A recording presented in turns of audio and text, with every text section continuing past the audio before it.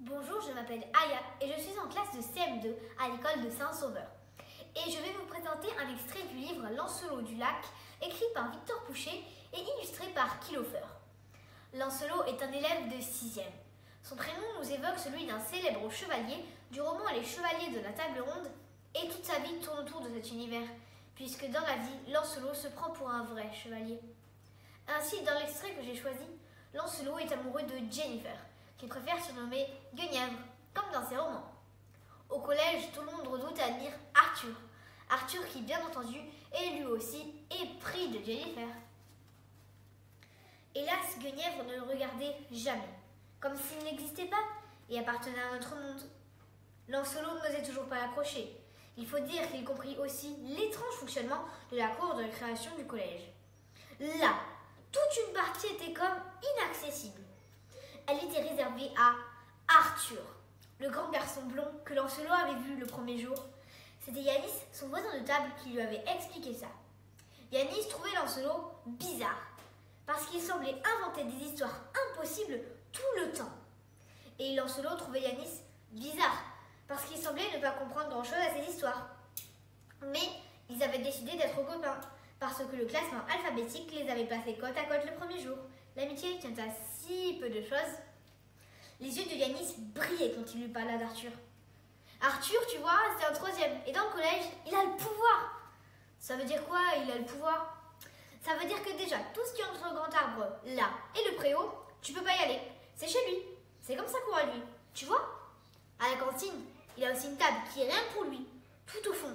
Et puis voilà, c'est lui qui décide. Tu dois le respecter, genre bien le regarder et tout. Sinon... Mais il y a des gens qui rentrent dans sa cour, non? Oui, mais c'est des gens autorisés, des 4e ou des 3e. D'autres comme Dylan, c'est son demi-frère, ou Enzo, parce qu'il est super fort au foot. Dylan était dans leur classe, méchant comme un animal blessé, vaniteux et vantard.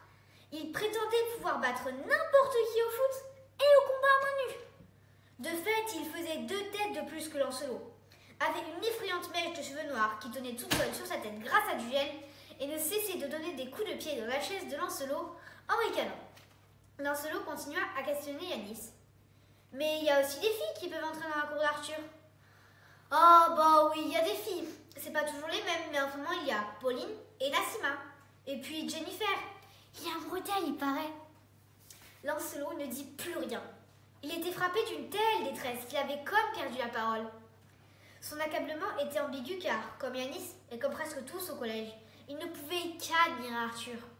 Il était blond, ses cheveux étaient ébouriffés avec une spontanée perfection. Il portait des baskets de skater et souriait presque en continu d'un sourire très content de lui. On aurait dit qu'il était présentateur télé, ou joueur de foot dans l'équipe de France, ou roi du monde, pourquoi pas. Secrètement, Lancelot enviait sa prestance et sa noble beauté. Il aurait donné très cher pour pouvoir s'approcher, parler, devenir l'ami ou même simplement une connaissance d'Arthur et être autorisé à entrer dans sa cour. Lancelot tâcha de ne pas trop penser à ce que Yanis avait dit à propos de Jennifer. Il savait que le code chevaleresque imposait de se soumettre complètement à la dame aimée, sans jamais chercher à obtenir d'elle quoi que ce soit en retour.